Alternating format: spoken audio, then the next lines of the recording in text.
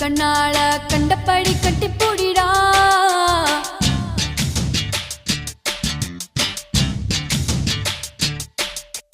கட்டில் வரி போட போறேடா